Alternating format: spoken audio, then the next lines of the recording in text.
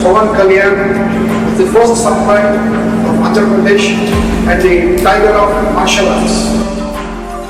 Golden dragon సంస్థ నుంచి tiger of martial arts అనే బిరుదును అందిస్తూ ఆయన్ని ప్రకటించారు. As an honor for it, he is the first person in India being presented this. సోగో బూడో కాంటికే సంస్థ ద్వారా 5th డాన్ గౌరవాన్ని సోకే మురమత్సు సెన్సై నేతృత్వంలో టగేదా షింగన్ సమురాయ్ పరంపరలో పవన్ కళ్యాణ్ గారికి స్థానం కల్పించారు. ఇక్కడ టైగర్ అంటే హింస కాదు, హింసను అదుపులో ఉంచే బలం. బలం అదుపులో ఉండాలని చెప్పడమే ఆ బిరుదు యొక్క అర్థం. కళ్యాణ్ గారికి తెలుసు ఈ గౌరవం తన మార్షల్ ఆర్ట్స్ ప్రయాణంలో మరో కొత్త అధ్యాయం మాత్రమేనని.